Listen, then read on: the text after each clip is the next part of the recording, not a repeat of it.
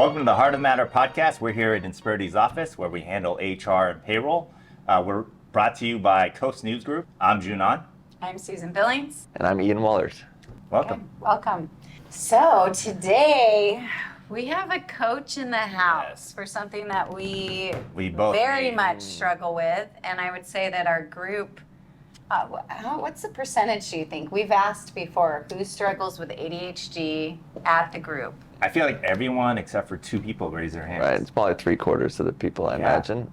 I imagine there's a few finance people that don't. Do you see how quickly he did that already? Yes. You said everyone but two. He said man. 3/4. Because Correct. the beauty of you, Ian, is that you keep everything on track. Yes. You really do. You keep everything On task. linear, accurate information. It's really impressive. You kind of steer our high pie in the sky and you like ground us. So we're appreciative of you in our group. No, my pleasure. Sure. I enjoy it because it's more like catching the fairies. Like everybody does great, but then there's the things where the trigger points, the floating away, the things. So you just have to, it's not about controlling people or changing people. It's about harnessing people, bringing them on track so that they can keep going in the direction that they want to go in. That's great. Yeah. What's the history behind this? Like, why did you get into this? Is this something that you struggled with yourself as growing up, or where did you grow up? Yeah, I think for context, so coaching, but I specifically coach adults with ADHD. So people who are experiencing ADHD or ADHD-like symptoms in their life, I help them. I help them understand their ADHD, understand their brain, make things work in the way that they want to, build the momentum they're looking for, help direct them in a certain way and identify the pain points along the way as well. And it's fed by, yes, my personal journey is a big part of it. I'm happy to share. I've also done my ADHD specific training in a 6-month training program through ADCA about 5 years ago. It's supported by my degree in psychology, my master's degree in project leadership, which is really the part of my practice is bringing business, it's a big part of people's lives into this, and experience working in the corporate space, in the learning development space, in the leadership space. So all those things together help inspire me to do what I'm doing, and I'm happy to share coaching changed my life. That's great. Right, so in a time where my life was not clear, it was not targeted, it was quite messy and emotional and overwhelming and feeling very lost and disconnected, coaching was something that helped guide me, in a way that I felt in control of my life. I felt intentional with what I was doing. I started to understand the language of my brain. I started to understand how to communicate it to myself and to feel confident in myself, and also bring that to the world for other people in my job interviews and, working day to day in my job, being able to frame things so I wasn't always fighting against myself or felt like I was masking all the time. So it's a long journey, and it keeps me inspired to do what I do. It keeps me inspired to see other people go from that space of feeling lost or disconnected or impacting their confidence to move forward, to helping them, guide them, and rebuild that confidence in themselves and create action. Right? And to know in themselves that I can do what my dreams are. I can do what I want to do in the morning. And it doesn't have to cost me so much energy and so much time and so much fear. And so getting to see people go through that journey really keeps me doing what I'm doing and gets me out of bed in the morning, and I love it. That's great. Well, we've had that discussion before about there's such a negative connotation about ADHD and hyperactivity that, what was your shift that made you want to get that mentor or get that coach that, you can actually harness it and it can be something good? Yeah, I didn't know that was possible. What made me reach out and get a coach was hitting a form of rock bottom emotionally and mentally and professionally. It was a long roller coaster. So to answer that question and go back to your other question about what my journey looks like, growing up I was, we were talking about how we were in high school. I was a bit shy, a bit quiet, but I got through. I got through school. I had test anxiety. I had, I had my mom, after staring at the computer for hours, my mom coming and help write my papers. Me dictating to her asking me questions, or, really struggling at things like remembering Spanish. Spanish has always been really difficult for me. So that's really the only class I ever cheated on was Spanish, right? Because it's really about. Did you hear that? Did you hear that, Right? Senor Yes. Gracias? I mean, I don't know Spanish. Senor I know. what did you say? No, I have no Yeah, idea. sure. I cheated I through that took class. German. Did you? I took 4 years of German. Yeah. There you go. Why that would benefit me, I know not. San Diego. Maybe, you never know. But yeah, San Diego. San Yeah, Diego. I have no idea. Right. Yeah, so it was that you got through, right? And then when I got to college, it was a different game. It's harder to sneak through. And I took an ambitious direction, in engineering, and Yeah. it was exhausting. Wow. I Yeah. also had really bad lifestyle choices. It was my freshman, sophomore year of college, and I Sure. leaned into that as well, and that didn't prepare me for success. Do you feel like that was to cope, almost an outlet, or was it just this being a young adult at that age in college? Probably just easier, you right? know? Yeah, both. Yeah. Both, and it impacts all kinds of things, not just turning in papers, not just focusing. It's my working memory, my ability to remember names and faces, and feel confident connecting with people, and remembering my books, or remembering, being prepared for stuff. So all those things, sometimes it's just easier to party. It's just easier Sure. to drink, easier to lean into that culture Yeah. than to lean into, okay, let's be intentional with what I'm doing. Let's set aside time. What's time? Let's set aside energy for this. Let's be confident in what I'm going to do. And I did try that. I spent hours in the library, hours and hours. And I look over and like this person's putting a quarter of the time I'm putting in, and generating more of the output they're looking for, the grades Right. they're looking for. Remembering the work, where you put in hours and you don't get the output, just hurts your confidence. Yeah. Right? And then you look at it like, but I don't think it's my intelligence. Yeah. I don't think it's my capacity to do this. I don't think it's my willpower, But those are the places that we take the hits. Maybe I'm not smart enough. Maybe I'm just lazy, or I'm not driven, or that feedback on the paper says try harder. Maybe that's true. Put in more time or effort, or care more, or it's easier just to.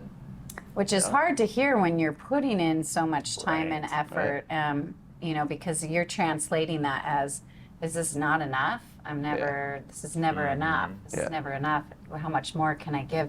Did you feel that when you started to enter the business world too, where it was that same thing, like You had felt to like try you were harder spinning than your wheels and Yeah. not having it directed? Yeah, well, it was an interesting journey.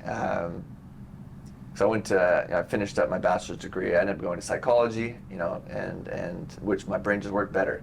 It worked better to understand those stories. It worked better to work with people and information and journeys, and bringing different novel information together versus linear processing. excuse me, of numbers in engineering, right? And knowing, right? So it's a different function. And so recognizing that, I'll deviate here to people's lives now. I'm really good at this stuff, but I'm not so good at that stuff, and it doesn't make sense. How can you be intelligent and capable and be able to do this hard thing and not be able to do this simple thing? Why can I show up to work and sell these things or produce these things or have these relationships, but I can't put this in the mail, I can't pay that bill, I can't be on time? Interesting. It doesn't make sense. Did you say on time to have me go? Oh, Yeah, that's just, my problem. I'm just Sure. opening You did a up, little dig. I'm That's just normal. opening up, incepting some ideas. But that's in that, right? so relatable, Yeah, and it I'm is. sure so many people can relate to that. Where I can put together, very last minute, a big organized function, for the city, Yeah. and then yet at home look at my desk and feel overwhelmed by Right. like, wait, when does that need to be? Oh shoot, Right. my Yeah. insurance, or whatever it is. It seems so overwhelming. Why is that? What is going on in our brains? It's true, where because we under the can fire, do- I can get something done just like that. Yeah. If it's due in 5 minutes, I'll get it done. Yeah. Give me 2 weeks, Oh. I'll wait Yeah. till the 5. 100%. Well, it's interesting that it's a theme that I've been working on the last couple of weeks. I got this really great quote from a client where for most of her life, she'd been doing things with anxiety. Like that's what's her trigger, like doing things through anxiety. And she's this amazing artist, and she's going back to school, and she's done everything through anxiety. There's always last minute pushes. She's turned in amazing art, but it's burning the board that she's had because she took it out of the oven. Like it hasn't had time to cool, but she still gets a great grade for it, right? And so that's her relationship with getting That's things interesting. done. I would never relate that push. to anxiety, but because I wouldn't look at myself and think I suffer with anxiety. I always have used the word I work better out of procrastination, or what would be the word, under fire. Under fire. But maybe that's a form of the anxiety. It's kind of that adrenaline, that fear-based Yeah, it's adrenaline. adrenaline. Anyways, we worked through it, and we worked on it, prepared, and thought about, okay, how do you prepare to present this with integrity? How do you manage yourself as an artist with integrity? And we figured out a schedule, and she did her art, and I asked her, like, oh, how was it? I said, good. I felt really good. And we dig a little farther. So did you feel anxiety while you were doing it? And she said no. Like I didn't feel anxiety. And that's when I asked, like, have you ever? Is that normal for you? Do you normally do things and without the anxiety? And she goes, no, that was the first time. Wow. And I was like, ever? She's like, yeah. As far as I can remember, that's the first time completing a task like that without that adrenaline, without that last minute push, right? And so That had to make you feel good. it did. It really did. And the whole quote that came out of that I was getting to is, don't let anxiety take credit for your success. Right? Don't let that adrenaline be the reason that you can do what you do. Because you do lean on that. I can't think of myself functioning or acting in any other way because that's the way I did everything growing up. It's how I function. It's, don't worry, I'll get the job done. And it's scary to think, well, gosh, I look at that as success. Yeah. I've been successful doing it that way, so why would I want to change it up? Yeah. But it's not a healthy way of doing things, So how do you get someone to the point where they are like to step into a new format for themselves, a new way of action? Especially that seems entrepreneur. scary. It is scary. Yeah. It is scary. It's super scary because you rely on the system, you rely on the way of doing things and the adrenaline to get things done, right? And that's our construct, right? We prepare ourselves for that. Like when you walked in the door today late, right? You came in, you go, oh, that's just me. Yeah, another one. Did I say Yeah, that? you're like, that's just me. Like, oh, there's me again. True. I said that. Good observation. Right? And we support that behavior. Like that language. Reads that so well. That language is really important, right? And those expectations for ourselves. That being said, there is a skill set before that's really difficult for people with ADHD, right? Those simple, easy things of making sure you're there at a certain time, or that you've set your clothes out, or whatever the little thing is that's going to allow you to get there on time. Is that really that big disconnect from time? 100%. Big disconnect from time. It's a language that we very rarely speak, and sometimes people do. Like, oh, I'm always early. I'm never late to things. Yeah, that's probably anxiety driving that. Right? You're there because you're worried about letting someone else down. It's a fear-based adrenaline to get you there. Yes. Is that late. you? That's become me because I was perpetually late for everything. And so, but the thing you is, flipped it. I flipped it because the more things I put on my plate, now I got to make sure. I'm committing my time or they're giving me their time. So I want to honor that. So I'm always early. And if I'm late, I'm like, oh, okay, gotta go. Yeah. All right, go. And that's and it's okay to a point, right? Yeah. But is how much of your energy does it drain? People talk about ADHD paralysis, or like, I have a meeting today, so I can't do anything before. Right. Like it can consume time just being worried about not being late. Right. So how do you get someone past that? First you have to explore it. Like first you got to make some room for it and have someone in a space that's ready to grow. Right. And so we do it through understanding the process of doing it, having tastes of being in control of yourself and time, right? Understanding what are the, because being late to this, there's probably pain points beforehand. There's probably 4 or 5 things you did in the morning, right, that are going to dictate how much time and energy you spend in the morning that's going to allow you to leave when you need to leave, right? So we need to look at those things, right? Because if we're having too many things to do in the morning before you need to leave, well, that's not really, like, you're going to be late, right? We're, as much as we live on wishes and hopes that the traffic lights are good and somehow we'll magically make it there on time, there's actual physics, I don't know, time things, you know, that bears. So we need to understand what happens in the morning, right? And a lot of times there's things like, oh, well, I was going to wake up at this time, but then I slept through my alarm, or I got on social media, or, you know, I started cleaning the house, or, you know, whatever it is. So understand that there's things beforehand that need to be done in order to be there on time, right? In order to make the shift. So it's never, oh, just do this.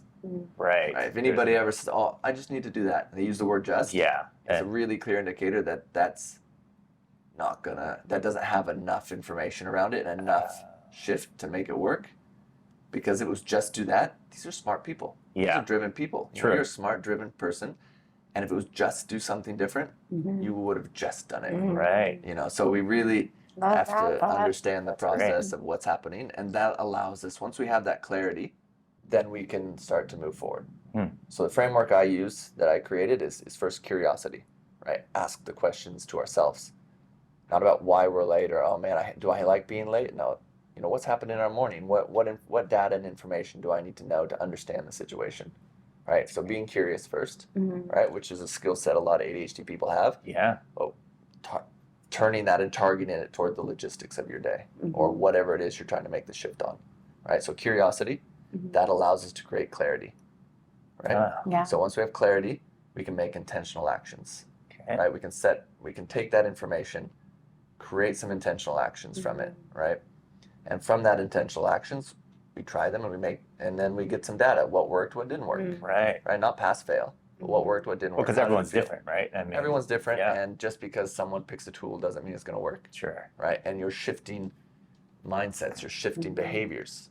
Right, if it was just do something different, we would just do something different. Right, so we collect the data, what works, what doesn't work, and then for that intentional action, the outcome is momentum.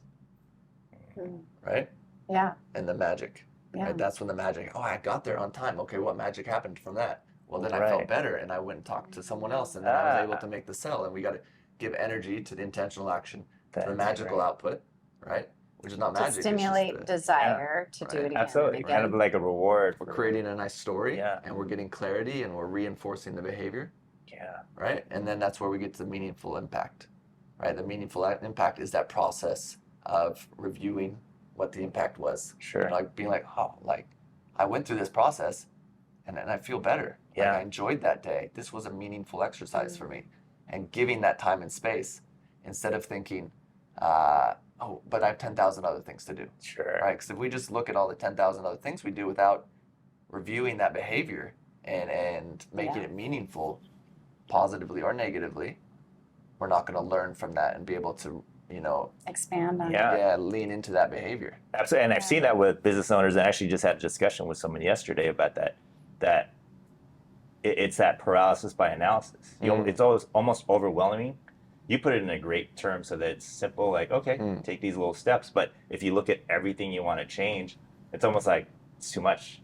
I can't do it, and then you just don't do anything. So what I like about, I mean, you know, when we met, not that you do this with everyone, is that it was very comforting because we went for a walk. You know, typically if you go to a counselor, you go to someone, it's in an office setting, you have to sit down, it's very uncomfortable. And you're already kind of on the defensive. You don't want to necessarily admit what's wrong with you. But we went on a walk, great conversation, normal conversation, and that's what you do, and that's what you bring to the group is you ask questions. You just ask questions. It's not like you're trying to solve. And that I really like the way you handle things because, like I said, we went for a walk, had a great conversation. I discovered things on my own because you just asked the question. Asked the right question. Or did you? Well, that's the thing. It's a journey, right? It's a journey, right? It's a journey. And those questions are really important. You're very observant in any dialogue. I remember the first time meeting you too. You were watching what Beth and I were talking about and observing, okay, what's making these two tick and what's really in, my head, and then you were able to pick out these gems that pointed, okay, what about this? What about that? So you have a really great way of listening, observing, and then implementing your thoughts, projecting kind of what you came up with in those two things. It's a great skill. Thank you. Because I would say if that's something you struggled with before, what we struggle with, you have learned to master truly what you were teaching people. You've put into practice, and it obviously works. And I'm assuming it's evolving. Like you probably always have to be working on yourself. Always, like anybody's business, anybody's life, right? We're always going through different segments of our life, and we're always learning. And coaching is the same. Like we evolve, and then each client is different, right? Sure. I don't think there's a silver bullet or a magical medication. Right? People take meds. That's cool. Right? Sure. I've taken meds before, and that's their journey. But it's not a cure. Right. You know, and it's the same with any kind of, I think, any kind of coaching strategy, even whatever I'm working on. It's not an instant cure. It's not a cure. In reality, I don't think people need to be cured, right? But how do we live with where we are? How do we thrive with where we are? How do we create clarity with what we have? You know, and because these are all really smart people, right? But unlocking that, letting them see that. Right, letting them find it and find a journey to bring that to themselves and to the world. Yeah. So it's not I don't think there is a silver bullet for the journey, right? Because you're 70 years old. It took you 7 years. See, to become. Oh my! Now every viewer's to become who you are today. Heard it on Coast News, right? To have those, to have the mindset, to have. To have the journey that you've had, it took a long time, right? And then so people, the concept is that you can change that quickly. There are changes that we can do. Like we can have one conversation and you can have, awareness and epiphanies and things.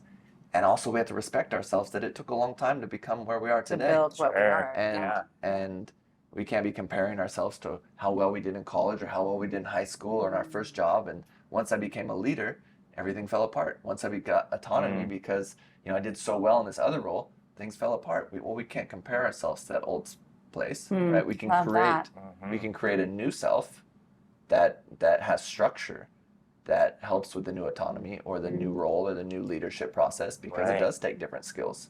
They're not, unless you're going through some kind of training program, right, that works for you, to go from a manager to a leader, or to go from a really structured role to an independent role, or, as a single person to married, or married to kids, or it's hard.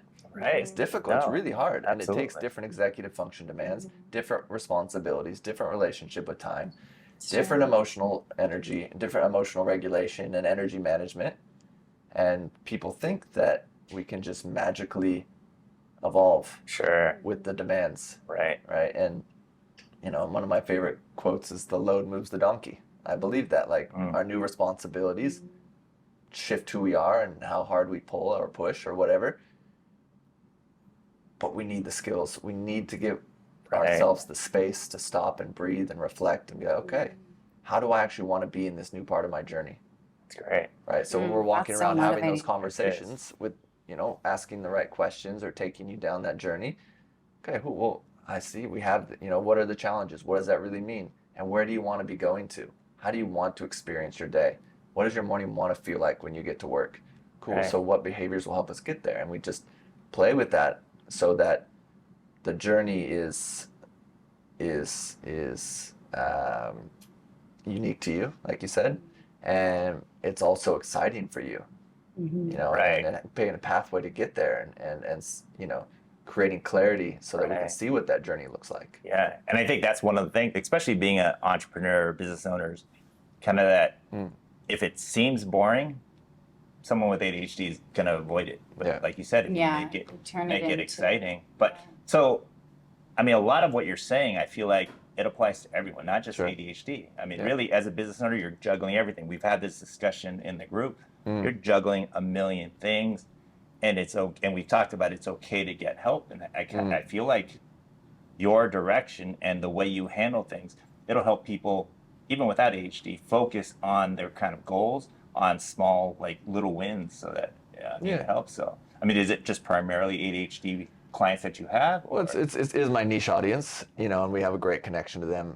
But yeah, I work with different organizations where I'll come in and talk to the organization-wide or group-wide or team-wide about these concepts of, growth mindset or, communicating with people who think differently, right? Or, so it is applicable, and we got really good feedback that people find it valuable outside of ADHD, and yeah.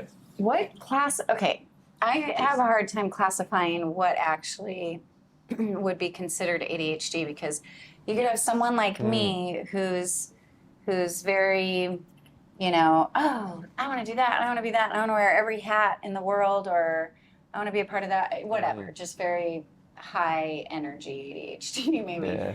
And then and then there's This is other where we people, pop up the ADHD era. but I get so much done Yes. because of it. I Same can with look me. at my life and say, geez, the things I've accomplished in my life are just, there's so many boxes checked in life.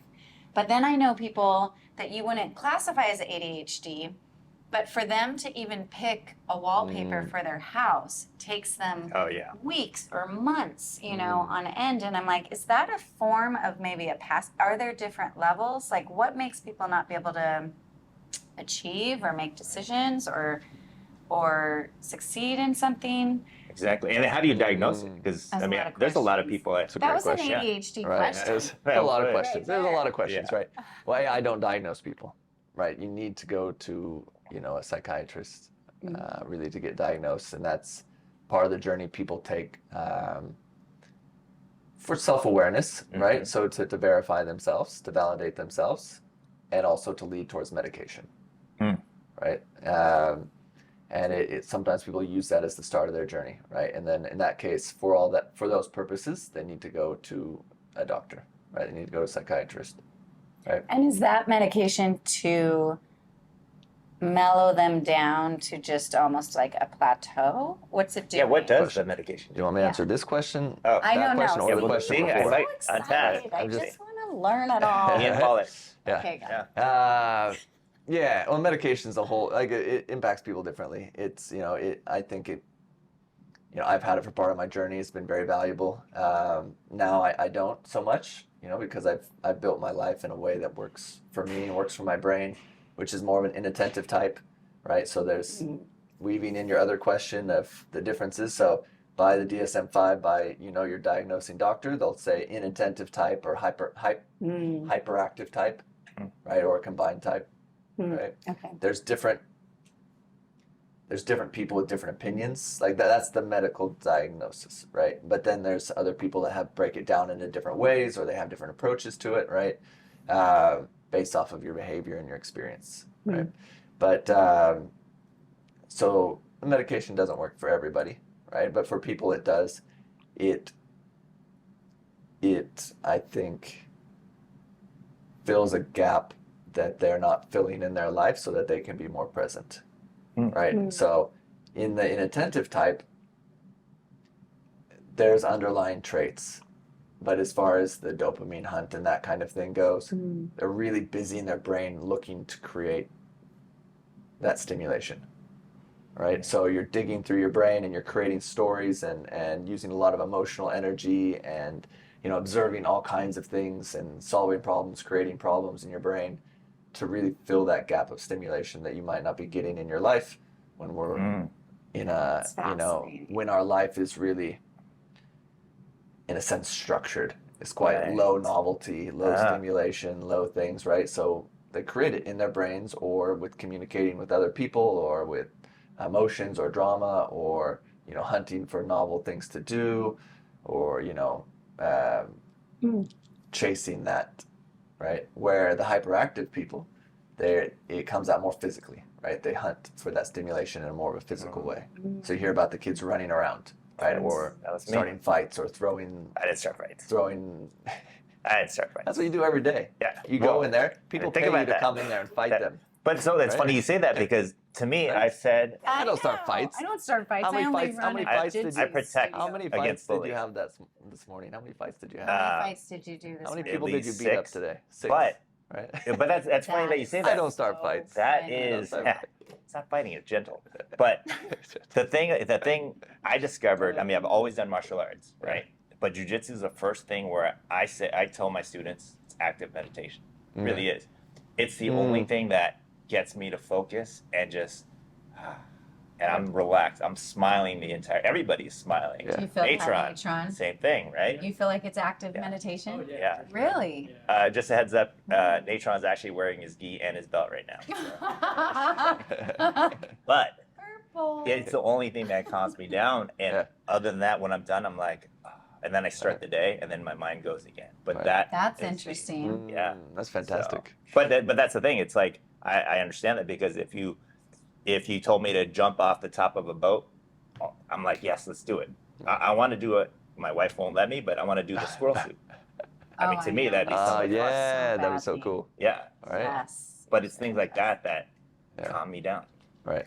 So, is it a matter of just now? We talk a lot about alignment. You know, everybody, that's kind of a word, trending word. What's that mean? Alignment. Tell me about Like, alignment. Are we in alignment? Our heart and mind, are we in alignment? Are we in alignment with our source? You know, what creates that Who do you talk to? that spine alignment? Yeah. But I'm interested in, it's, you know, to take what's in the mind Yeah. and bring it into action. Yeah. It's like, is that aligned? Is it aligned? Are your thoughts and your actions in alignment? And a good I word. feel like a lot of times, no. Yeah. All right. But I would say I'm a pretty I like aligned alignment. person. Yeah. Yeah. And if you take that time, you know, every morning I take that time. That is my blocked out Good. time to get into full alignment. But I've never thought about it in the work world where, again, you're putting out fires all day, but amazing to think if you could just align that thought into an immediate action. Yeah, what Yeah. could you do? You know? That's exactly right. It's a great, like, I use the words intention to action. I like alignment. Right? So intentions would be, and that's one of the biggest challenges for ADHD is that intention to action. Like smart people, good ideas, bad ideas, whatever it is, right? Turn that intention into action. Like, I'm going to go to the gym tomorrow, or I'm going to pay that bill, you know, in the afternoon, or I'll do that later. Like whatever those intentions are that don't equate to actions, that's a big, huge gap, right? And so alignment is fantastic. Like you're energizing yourself, and you have your steps. Yeah. You know, I go and I go to the beach, or I sit in the sauna, or I exercise, Do jujitsu. right? Or do That's what it is. jujitsu, Yeah. right? And I make sure I get enough fights and I beat enough people up, right? You have those steps that are important for you. Right. Sometimes we need to expand those steps, what it is to be aligned for the Right. day. So if you're like, For the day. right, so if I Yes. spent 40 minutes, you know, in this exercising and 20 minutes in the spa and then 5 minutes looking at my calendar, right? So expanding what your definition of alignment looks for the day, Yeah. including day prep for logistics things, which is really hard because that's the language that you don't speak. Right? That's your language that your brain fights against. Yeah. That is, you know, the really big pain point. But if we can spend 5-10 minutes on that at the end of your alignment process, right, it's going to set you free for your day, right? Because stuff's going to happen anyways, right? That time is going to pass anyways, right? So, but if you have a sense of control of that, because you have some clarity on your day, that doesn't mean you don't look at your calendar 10,000 times, right?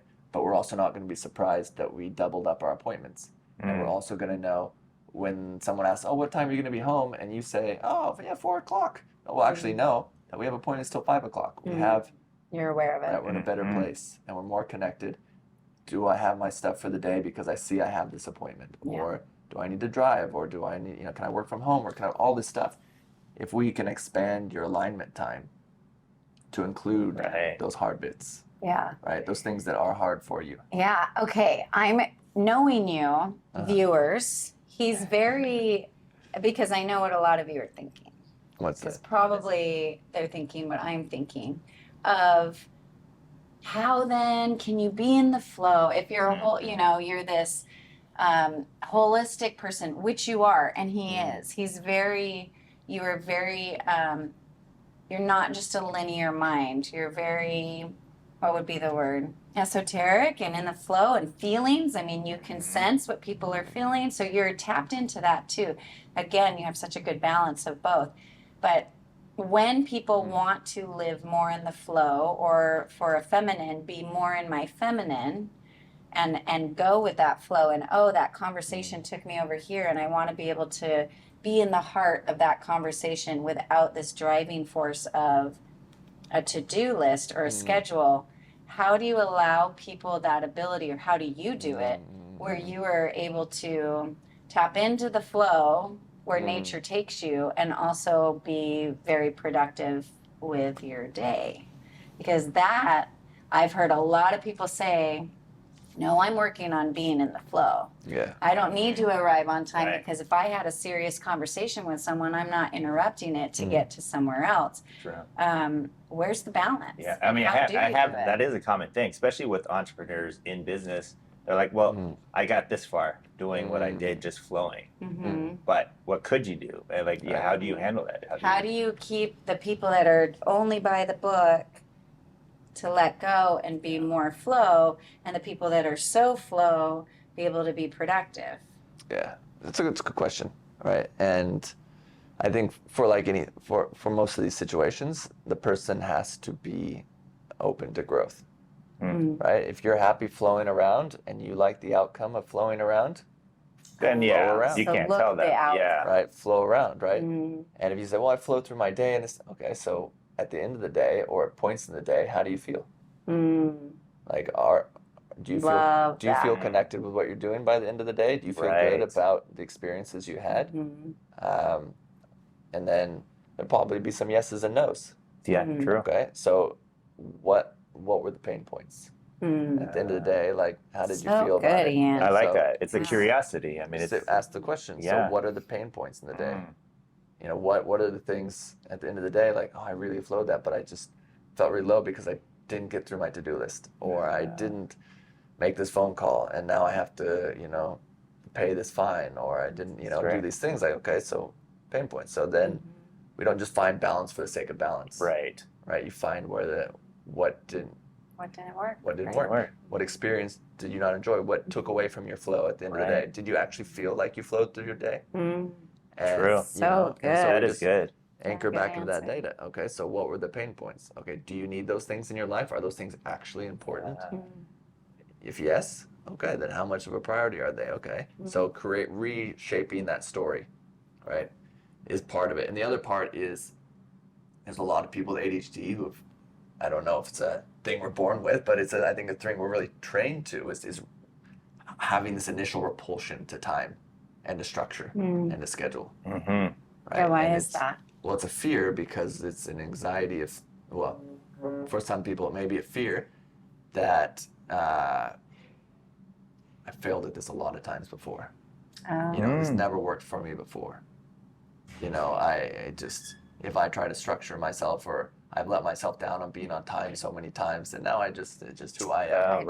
It's almost a justification or a new identity. It's a safety bubble. It's your identity. It's your safety bubble. It's where you've got this far, got to where you are today. Right. With it, right? Is that what you want to keep experiencing? So you sit in that fear, and that's just the way it is. What it can be, or if you're looking to experience it differently, then we work on it. It's the definition of insanity. Right. There you go. Yeah, just keep doing it. This is But valuable. It's just stuff, life, man. though. It's just life. Yeah. It's not insanity, and a lot of times it's not even a conscious choice, right? It's just like, and that very rarely do we stop and give ourselves an opportunity to pause and think about, like, can I make a change? Like, is there energy necessary for a change when you have businesses and stakeholders and kids and partners, or different demands or different things happen, all this noise happening at the same time? Very rarely does someone stop and say, hey, June, like, are you getting your needs met today? Or did you feel good by the end of the day?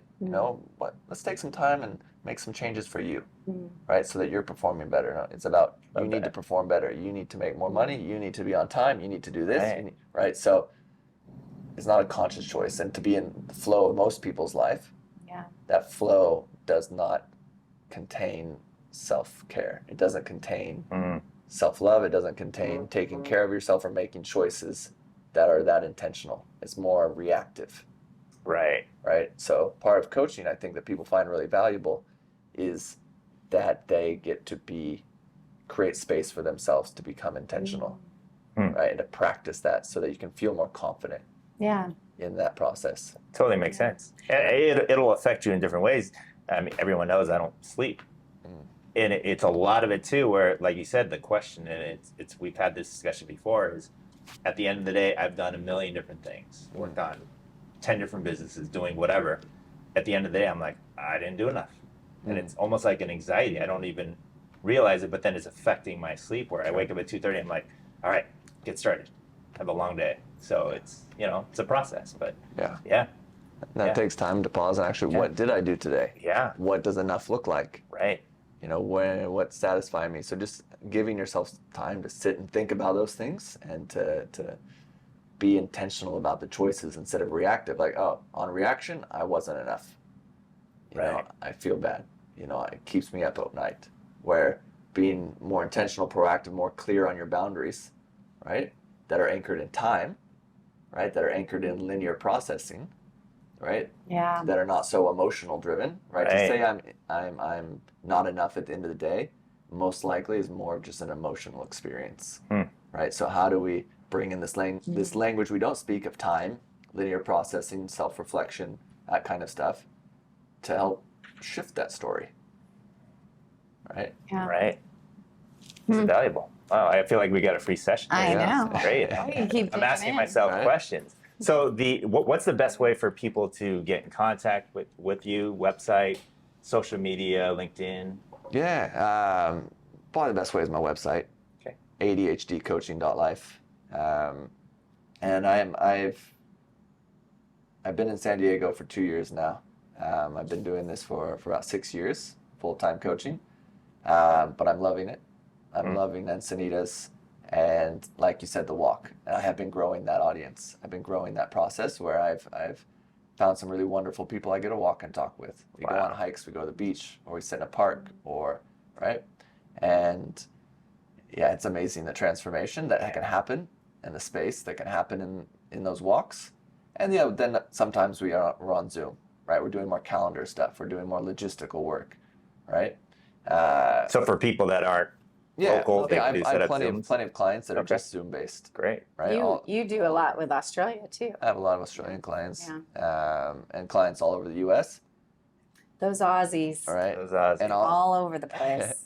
and also locals, right? And the locals, some are on Zoom and some are face to face, and some we mix it up based on what we need to do or on time schedules and things. And so it's really, for me as a person creating a business, I've done a lot to make it ADHD friendly. Right. And that's part of it, right? If I'm just on Zoom all day, I'm going to get burnt out. Yeah. Right. So putting emphasis, it costs me more money and time and energy to have face-to-face clients. It does. Sure. But it's worth it. Well, for them worth the too, to energy. have the option. Yeah. I mean, when you only have one option for someone who's ADHD, they're like, really, I'm out. Yeah. I'm not going to. But so the fact that you have multiple platforms of using your coaching. Yeah. It's great. I mentioned the walking meditation. Right. Or the active meditation. The active meditation, right? It's this when we're moving, Yeah. like we're in a different headspace than That's sitting true. in an office together in front Right. of a screen. Yeah.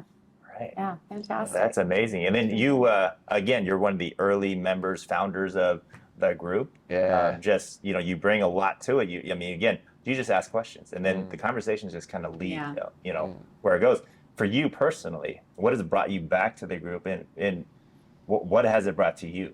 The group, is a game changer for me, particularly being, it's been a year and a half now. So when I was new, it was great. The community, right? The connection with people, the ability to be curious and be around other curious people and people with ideas and people with challenges and just there to bring value and share value, like as honest people. It's a really unique experience. So I go every week. It's a highlight of my week. I look forward to it. It's something that energizes me. Even if I'm on Zoom all day Thursday, I show up Friday morning and it refills my cup. So we hear that a lot. We do. That Yeah. Fridays refill Absolutely. everybody. Yeah, it's great because you're kind of the rover around the group. You're the silent observer that inputs the right things at the right time. It's really nice to have you be part of absolutely. Family. Yeah, and I feel like everything you do too, again, with the heart of the matter, I mean, it's heart first. Yeah. You make the connections, and then, it's amazing. You help a lot of people. Yeah. And it's a lost language, and I think it's a really important language, right? Because in coaching, for example, there's a lot of, doing the hard things, which are, like time-oriented things and scheduling things there is, but we can't let go of the heart, right? We can't let go of what brings you energy. We can't let go of what you want to be doing and being honest with ourselves and just get lost in the schedules and lost in the work, right? So being able to weave those things together helps create those healthy stories, helps with the habit shifting and the behavior shifting and feeling good about what we're doing and feeling enough at the end of the day. Yeah. So we have to bring those worlds together. That's good. Yeah. Thank you. Thank you. That was so beneficial for Yes. us. I hope for our viewers they feel the same because, that was great. Yeah, I enjoyed that. I have a few things I want to work on Yes. for what you've said. So I'm already thinking of questions. now we just put those thoughts into... Exactly. Unless we see a squirrel. And then Right. Oh, That's exactly. okay. Squirrel Right. in my house. Yeah. And we got to be So okay. symbolic. We got to be Yeah. okay So with the squirrels. symbolic. Right? It's not about fighting the squirrels. Right. Mm.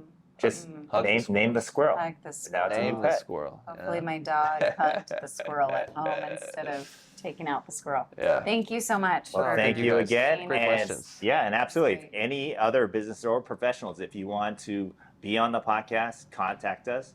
If you want to sponsor one of the podcasts again, feel free to go to the group coastal.com, reach out to us, and we'd love to highlight locals and local professionals.